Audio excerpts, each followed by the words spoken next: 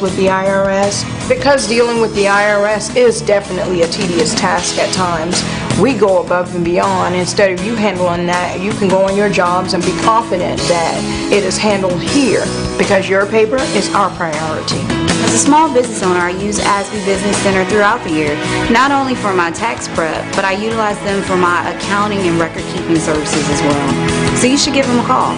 If you're looking for a professional business with 100% guaranteed service, then the ASBE Business Center is for you.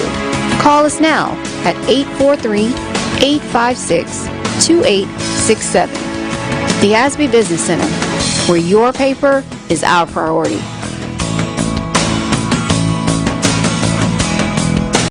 Idea of what the Business Center is all about. So tell us, Miss Ashby, who is Shonda Ashby? Tell us about you. Well, I am Shonda Ashby, hashtag Tax Lady Sells Real Estate. I'm born and raised in Mount Pleasant, South Carolina, from a little area called Hamlin Beach. I am the mother of 3 amazing children. They're adults now. 27, they can always be children. Yep, So. 27, 25, and 22. I'm also the owner of the ASBE Business Center, where we do specialize in tax preparation, business startups, and notary services. Okay. So now, how did you get started in business?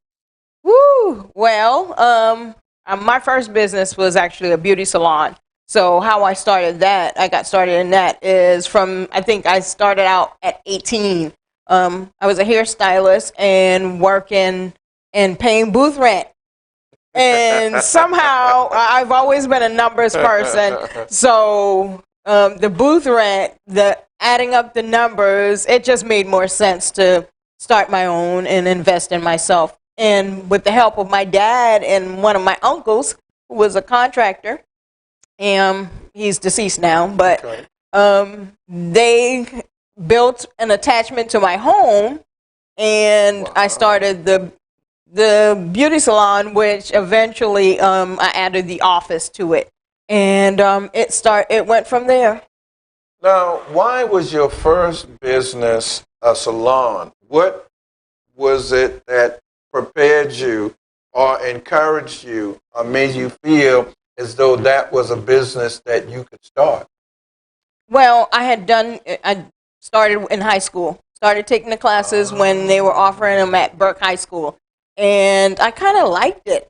And and I went from the traditional kitchen to paying booth rent, and I wanted my own. Okay. Now, at what point, now this was, I guess, after you had already taken the classes and then already passed the state board, moved from kitchen to certified beautician, yes, cosmetologist. And then you said you went from that and did some booth renting, right? And then there was a light bulb that went off that said, girl, you can make more money being your own. What was that like when you felt that it was now time? What was it that made you think and know that it was time to do your own thing? Well, I got rerouted. My goal, and I'd been working on it, and I was supposed to go in the Air Force. I was in the delayed enlistment program, and oh boy, did it get delayed. That delay is now 27 years old. Oh my God. Okay. So, I don't know if you ever felt like you failed somebody, not yourself, but somebody. So I had to prove to them that I wasn't a failure. So I had to go with what I had already started, which was in high school. I started the cosmetology. So I was like, okay, that's going to be my backup plan. And lo and behold, that wasn't a real backup plan. It was my ticket. It afforded me the opportunity to not only raise that child, but 2 additional children. And I had the flexibility of working from home because I had gotten this salon built. on Yep. your house by And your uncle yes, and dad yes. for free. Okay. No, not for free. If I say for free, they might start asking for payment. Right. Yeah. At least one of them. Yeah. So, and it went from there. I've always been one who loved to help or kind of figure out how to help. So as when people come into a salon, they'll vent, discuss some of their personal business and some of the frustrations that they've had. And did you record it? No, I did not record it. I dare not. We could have played it back. Yeah. So in that, I've always been one to kind of want to know how can I help people. So just listening to some of the stuff, and of course, life experiences. I kind of messed up some stuff myself and had to and got in some holes and had to figure out how to dig myself out. So trying to help myself and other people, I'd research all the time, different stuff, and I'd find solutions, find ways to get me out the hole and to help other people. And I started working with a finance company. Remember I said I've always been a numbers person. Mm-hmm. So I started working for a finance company as well. Okay. And that was about 22 years ago. And they, 5 years into that, they introduced the tax preparation part of the finance company. Oh. And it went from there. And so that beauty salon had to make space for an office because I needed to do some work from home as well. Right. In that arena. And it just, I can't even imagine, I didn't even imagine that this was going to be it. I thought it was going to be like a part-time venture or something I just did on the side, and no, much more than that. Now, in the transition from the cosmetology to the financial world, how did you prepare for that transition? I mean, did you have to take classes? Mm-hmm. Did someone mentor you? What was the methodology of transferring from being a cosmetologist now to being a financial person? Well, my bills kind of made it a priority. Yeah. So in the hair industry at that time, I was kind of limited, mainly because people, when they start getting rid of some things and they have to cut in their budget, one of the first things they cut sometimes is their extra expense of their hair. Sometimes. Okay. So they would go into doing it themselves, and it just wasn't steady. We would have this time where I had people on top of people, and then all of a sudden there was nobody. And bills don't stop just because the clientele stops. Exactly. Could I have done some more marketing and all of that? I probably could have, looking back on it, but I was still young, and I didn't have my educational background just yet, because I did my college later on. Okay. So what I know now, I didn't know back then. I see, yeah. The bills were a priority, and I needed to get some money. So good point. Yeah. Good point. You know, it's ironic because what you faced then is what a lot of people faced in 2020. Yes. And it was called a pandemic. Yes. And with the economy shutting down. So do you think that what your earlier experience, that you were more prepared than a lot of people to make some shifts because of the economic downturn? Oh, gosh, I can write a book about that. Okay. So when I opened my business back then, I kind of felt like people were looking at me like, she don't have a real business. It's attached to her home. And when this pandemic happened, oh, my gosh, my life finally made sense. I was like, this is the best decision that I've ever made. Because of quarantining, they shut all the businesses down. Right. You couldn't even go into those buildings. Mm-hmm. And here I am with this building attached to my home. And, it was like, wait a minute.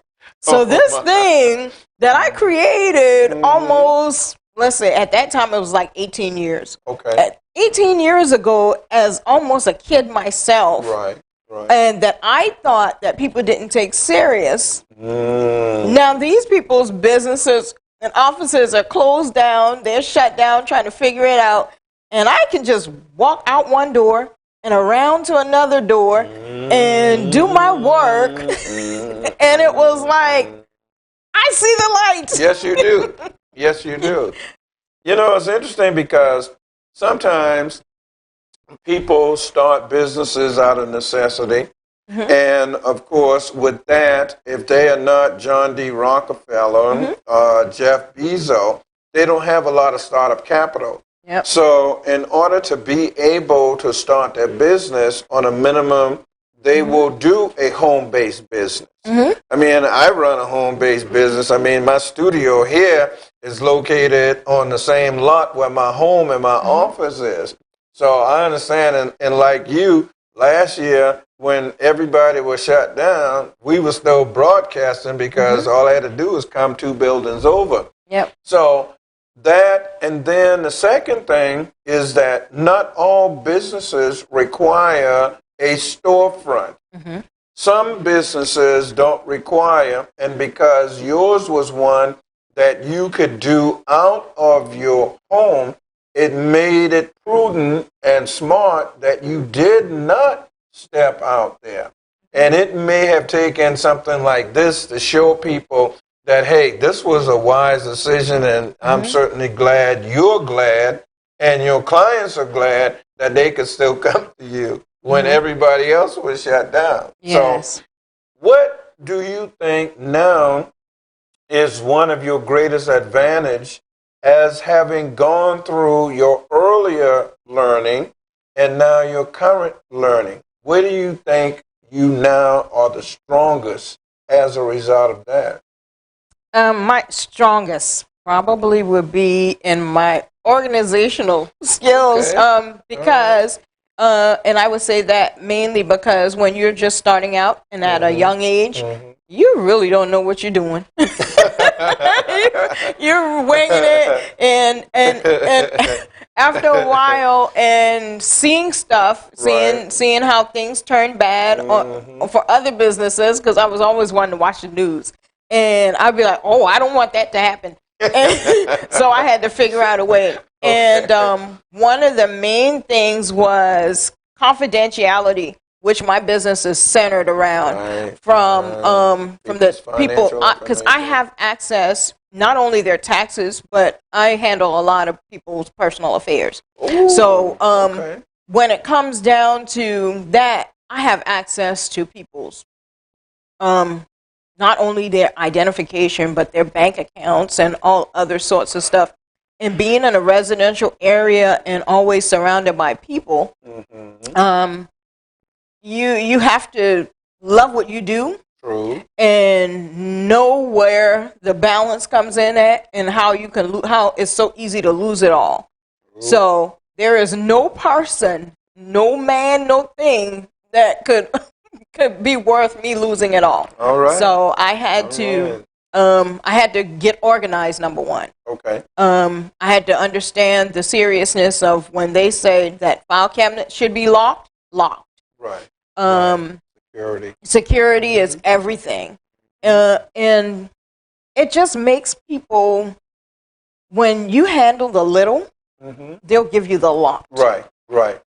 And I went from just helping friends and family to having a couple of celebrities on my books. Whoa. And and they don't have to worry about, is Shonda going to give out my stuff? Because she will not. I understand.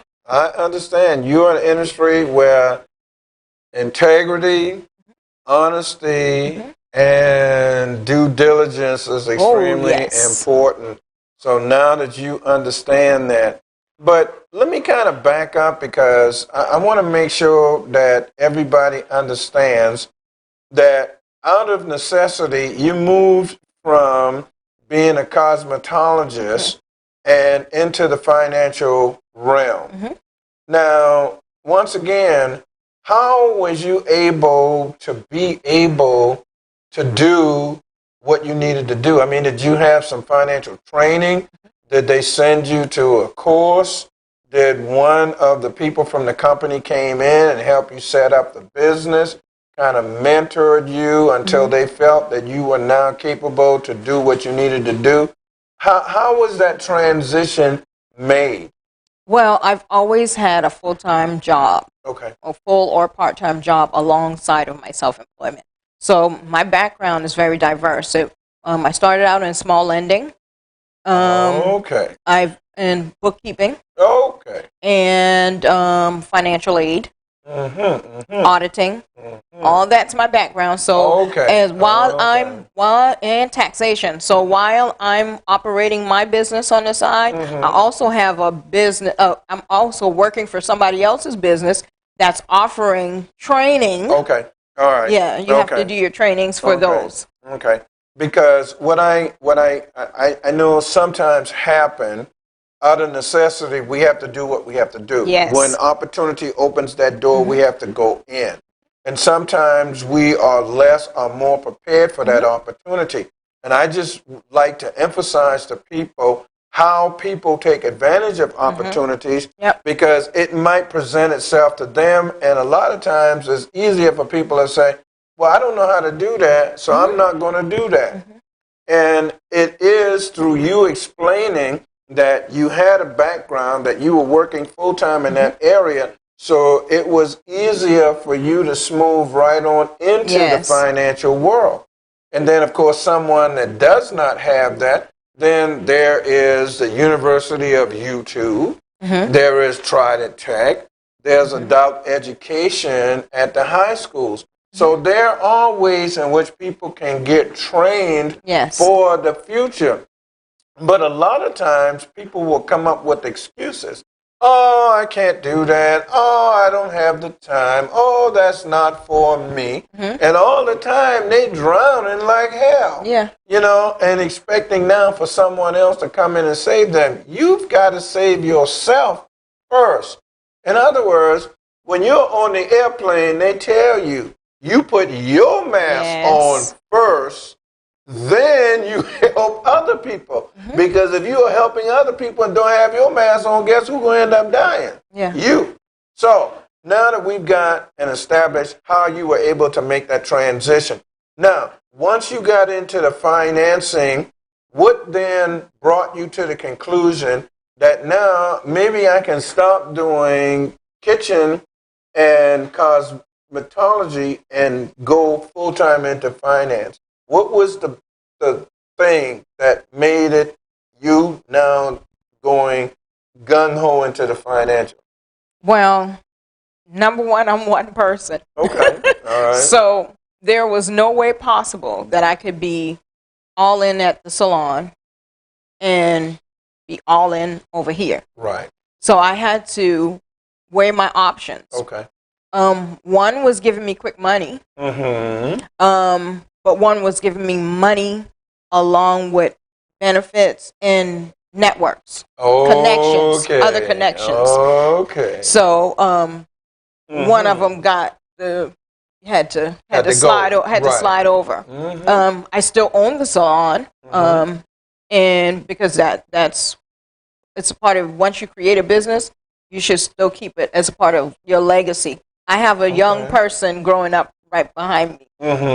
She's 22 years old. I just got to get her on the get her licensed, and then that'll be hers. So as a parent, we've died to death. That kids don't understand that yet, but one day they will. Because I didn't understand. I didn't understand. It took time, and I'm getting it. So I want the same thing, the same way my dad helped to make a path for us, then I want to be able to do the same for mine. Children. Right. So, I understand. Definitely.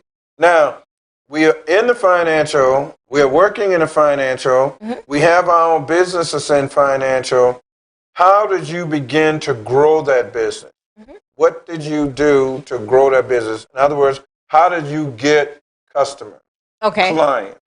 Well, let me back up a little bit. Okay, back up that. At the finance company, remember I said my money. I was a numbers person, so my children were little at the time. Okay. I had 3 little children. Okay. I don't know if you know about childcare. No. Expensive. Oh, yes. I know about that part, yeah. So, as working, I would have just been working to pay childcare.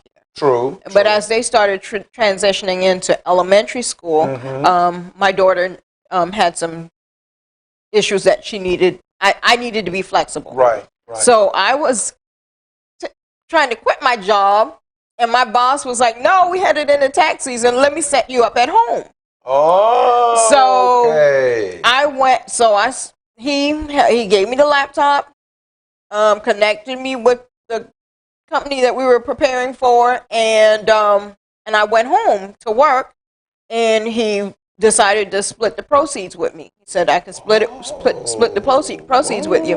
But after a while, my mind started wandering, and I was like, well, if we're splitting this many ways, but I'm the one doing the work, America. Yeah, what can I do to eliminate some of those expenses? Oh. And the answer was buy your own laptop, because you already got the training, right, and eliminate the middleman.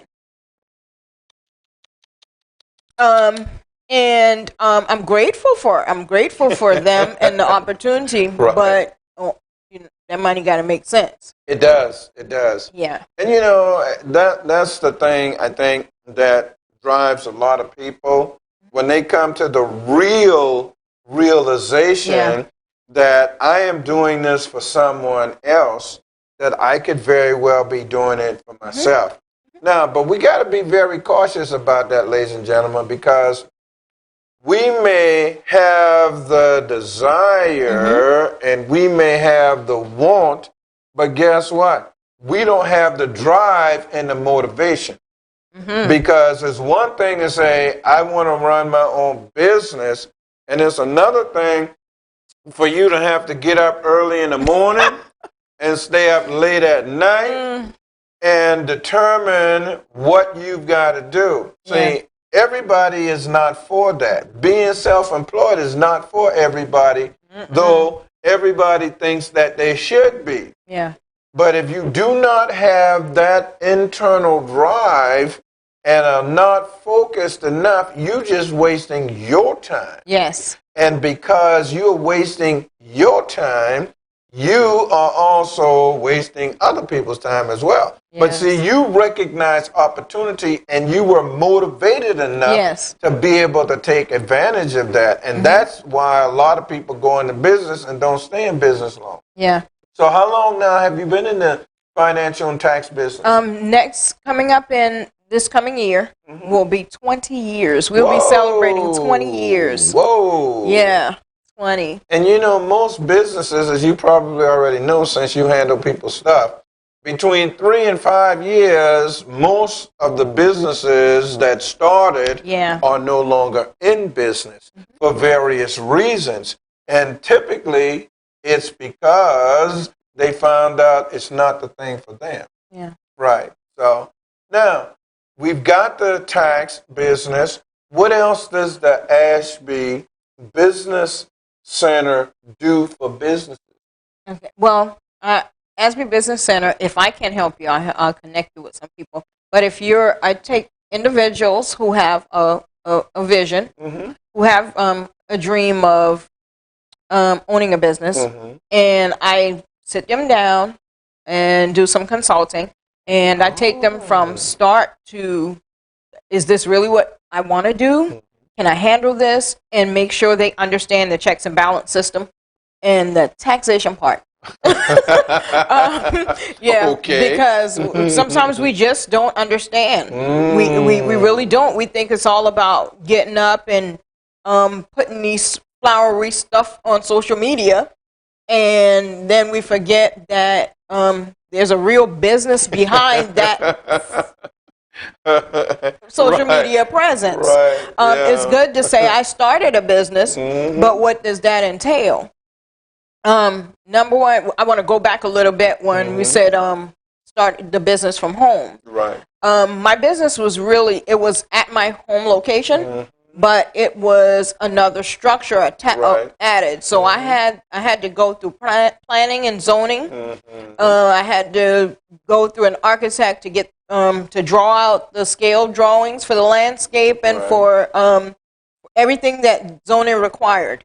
And so they have to know that, and with the permitting process, and you have to do your letter of intent and all of that, and make sure that your neighbors, because you're in a residential area, make sure that people agree to a business coming to the area. So although I say home based, we still had to do. I had to do the legwork. I had to figure out the cost, because a lot of times we don't count the cost. Not until it's too late. We don't count the cost. We run out of money. And lumber is high. I had to count the cost, and not only the cost of that structure, but the cost of what happens if I make a mistake. And that's where your errors and omissions, insurance, and all of that comes in at. I had major back surgery 3 years ago, and that back surgery was $35,000. I didn't have $35,000, especially not with 3 kids. But so that's why, in stuff like that, one surgery could have ended me in a closed business, right? Because I wasn't working, but because I got up in the morning time and went on that other job to make sure I had the insurance, all of that, you have to play it smart. So we can't just jump up and say we're going to own a business today and quit our jobs without knowing how you're going to eat or something like that happen. Right. And I've been broke many days. We all have. The numbers, we've been in business. the numbers on paper tell a different story than the ones I see in my pocketbook. Cash flow statement. Yeah, you have. So you have to make sure that you being in business makes sense. Right. But are you running a business, or or is this a hobby? Kind of both. Yeah, and your the taxes will tell a real story. Yeah. So yeah. Well, I mean, you bring up a lot of interesting points that is important for people to understand. When you talk about the entrepreneur and the entrepreneurship, we're talking, as you know, being in business, 2 different things. And a lot of people want to be in entrepreneurship, but they aren't really entrepreneurs. So you got to understand, what am I, who am I, and why am I, as you look at taking that leap. Yeah. Now, some people do it because they want to. Some do it because it's a necessity. And recently, over the past year, a lot of people did it because of necessity.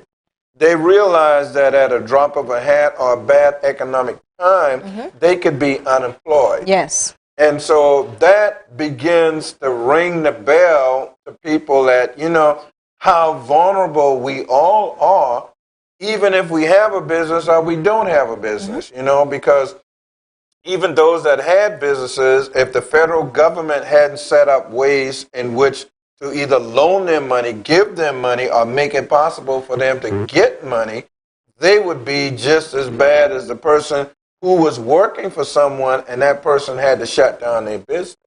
So the vulnerability is there on both sides. But like you said, a lot of times people don't count the cost of going into business. When I taught one of the small businesses courses at Tried Tech, and talking to the students, and I would always ask them, well, do you think being self-employed is really what you want to do? Or is it just something you think you want to do? Do you know how to be self-employed? And when people come on the show, I ask them, what is it that makes you qualified to do what it is you do? Now, sometimes if you're not, like I said, fully trained, there are ways in which you can become. But the problem is that sometimes people don't want to go that extra step. Yeah. I want to open my business, pass out some business cards, and tell everybody, hey, y'all, I'm the CEO. Yeah. So, you know, y'all got to deal with me. I own my own business. Then you start to ask them, well, what do you know about that business? Mm-hmm. How do you run that business? And they go, well, you know, I saw my uncle do it, and, you know, my friends, they got a business. Anyhow, I'm rambling now. But it's good to know that you are there with experience and education to be able to assist people, because that is what a lot of people lack, and that's why between 3 and 5 years they're out of business. Yeah. Yeah. Now, what has been some of the biggest challenges that you have had in helping people to start a business? They're not knowing why they want the business. Okay. They because when you ask people that, believe it or not, a lot of them don't have the answers. They don't know why they're starting businesses. They just don't. And like I tell you, it took almost 20 years for me to understand why I was in business. But I think a couple of years ago, we were talking about a pandemic. But this was before the pandemic. My full-time job, which I loved, that was the first job I ever really loved. I was at the college, and we went in one day, and no notice, no prior notice. We went in, and they called us in a meeting and said, today's y'all's last day. And that thing made me realize that everything I had worked for so long and hard was well worth it, because I was about to close the doors of my business, banking on what I meant to somebody else's business. Right. And it showed how much I meant to them when they didn't give us but same day's notice. And as I was leaving out the parking lot, and I got to be careful how I say this, because people think you're crazy when you say I heard a voice. But God basically said, you keep chasing down these people's job. I've given you everything that you need. I gave you the beauty salon. I gave you the tax office. But yet you chasing down this other job when I already gave you everything you need. So there was no need for me to fret. So while everybody else was in tears, I was like, Lord, I thank you. Because that was December, when we had just spent a lot of money buying Christmas gifts. Like around this time. Because we just didn't know we were banking on those other income. So it's stuff like that. You got to know why you're doing what you do. What's going to happen if something like this happens, and you don't know where the next dime comes from. Those are a lot of stuff you have to take into consideration. What I would advise people to do when they're starting a business is do the research. What are shadow somebody who already does that? What are the good days look like? What are the not so good days look like? It just, you have to. Otherwise, and it's not easy. It really is not. It's not. People think it is. You know, I tell you, especially for ladies, because as you said earlier, you may have the responsibility of a family. So that means that your time has to be divided amongst all of your responsibility. You had 3 kids plus a husband and your business, and your business is a responsibility that requires time too. So you got to juggle all of these things. How were you able to do that as a mother, as a wife, as a business person? How and what did you do in order to be able to maintain your sanity and everything? I had to consult God. I did a whole lot of praying, So I want to share something that I can share this one, this page. So this one, I'll share a blank one. Okay, blank page. No, I don't have the blank one. Okay, so, and I heard this on a sermon Sunday, and I was like, oh my gosh, this is it. Okay. So you have 24 hours in a day. Right. So you write out your 24 hours from 12 a.m. till 11 p.m. You write it out, and if you're sleeping, you mark out the hours you sleeping, and the hours that you got to work, you only got a few hours left. So you got to figure out where these family go, where they're going to fit, where your personal sanity time's gonna fit, where just you gotta figure it out. So that bunch of gossiping and all that other stuff on the phone, I don't have time for that I don't have time for that in my day. Checking to see what people doing on Facebook, Instagram, and Twitter. I check Facebook now. I'll pull. Well, I mean, as a business person, you are doing that for a business purpose. You're not doing that because you got idle time and you trying to fill that time. And unless you're good at multitasking, and I'm about to take that off my resume. Okay, all right. Unless you're super good at multitasking, if you don't prioritize, something's going to go lacking. Exactly. Yeah. Exactly. Well, that's good. So, briefly, what does a day entail for you now? I mean, your children are all self-sufficient, so it's not like you got to keep watching them to make sure they're safe and stuff like that. So, give me a typical Ashby business development day. Okay. Minus tax lady? Or you want me to add tax lady? Yeah, so you want Shonda's basic day. Right. Okay, Shonda's day starts with a hot bath every morning. Okay. I start my day and end my day with a hot bath. Okay. Then my morning devotional. Okay. That is a must. It is. It gets me through my day. It is. And then some days I'm in the office either preparing taxes, helping with resolutions, sitting on the call with the IRS, if you know anything about that. My CPA you does that. barely get anybody, but I'll do it because that's what people pay me to do. Right. I'm making calls, sending emails, handwriting note cards to go out to. I do prospecting for real estate. I may have to go and show houses, preparing documents for the sale or purchase of a home. I'm also working in Columbia as well. So some days I'll drive to Columbia and drive back. Some days I'll stay. Most recently, I was doing an accounting contract for one of our local home builders. Okay. So then I come home. I don't do a lot of TV.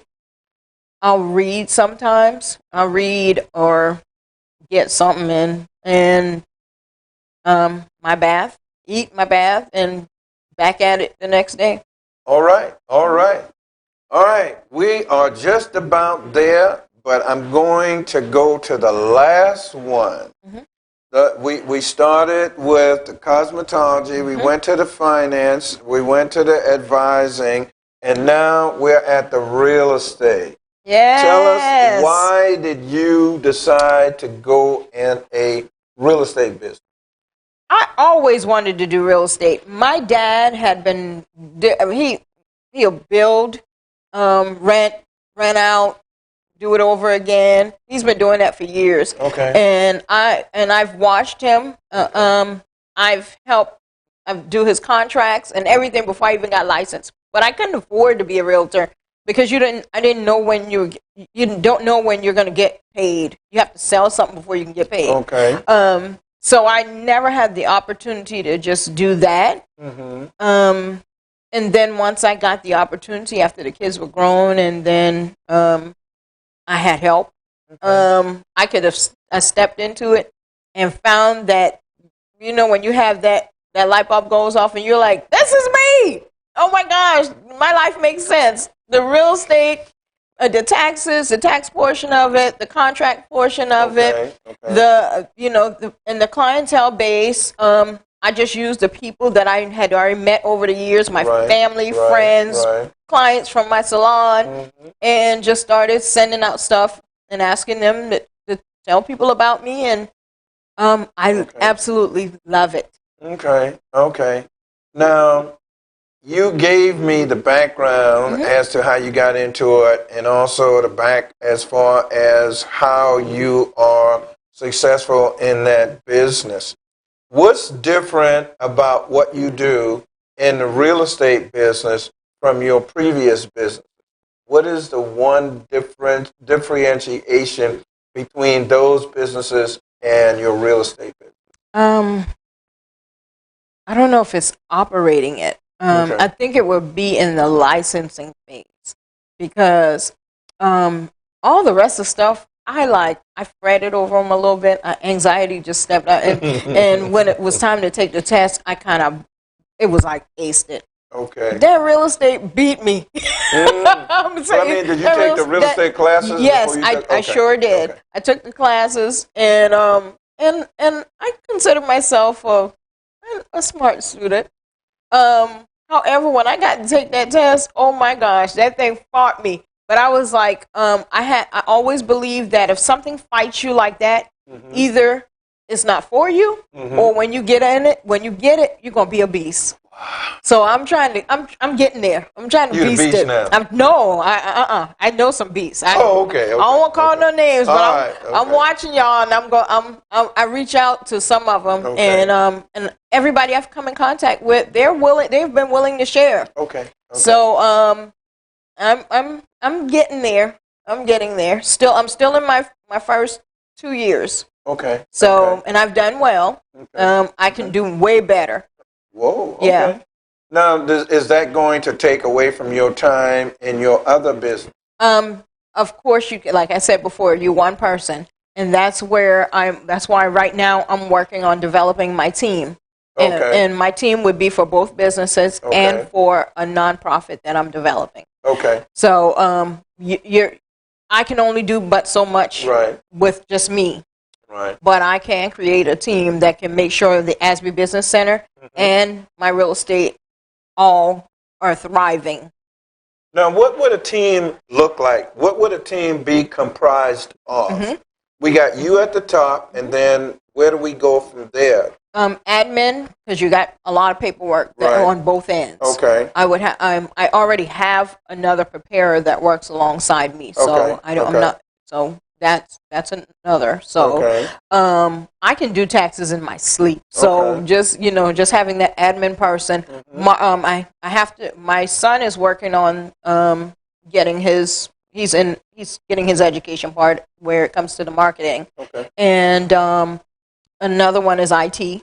Okay. And I found that with how I'm doing here in Columbia, it's hard to be both places. So if I have another agent on my team that can show houses when I'm there or they're here, and vice versa. Now, why did you decide to go to Columbia? That was an accident. But that was a good accident. Okay. All right. I went there to help somebody who wanted a house. She didn't want to go with another realtor. Okay. And I was like, I can refer you to somebody. She was like, no, I want you. And I got there, and every time I try to leave Columbia, I get another client. So let me make sure I understand it. Is this somebody from Charleston that knows you, that lived in Columbia?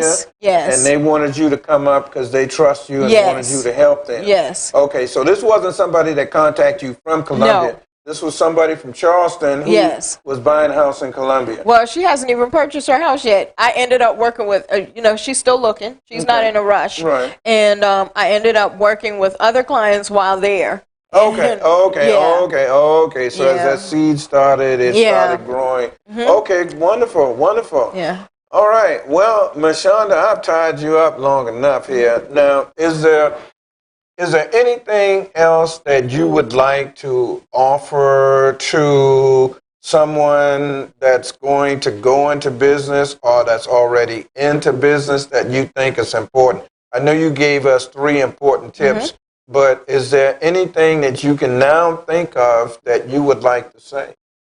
For anybody who's going in business, I've already said do your research. The other thing I would say is contact Shonda at the Asby Business Center. What else?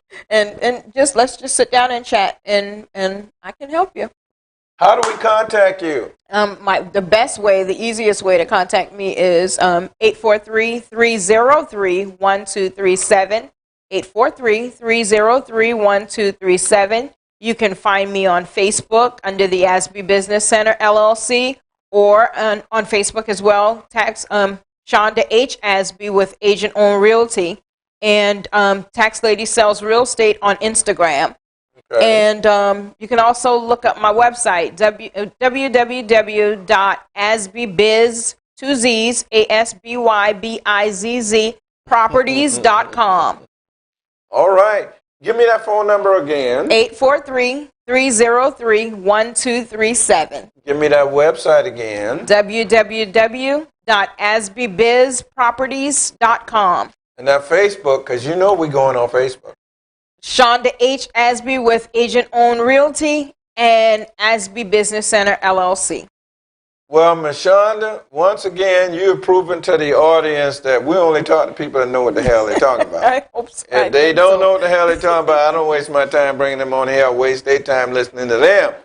All right, so now that you know how and what and who and where and what to do, I think we are done for today. And I want to thank Ms. Ashby again for coming, taking her time, and being patient. So, on that note, cousin, take us out of here.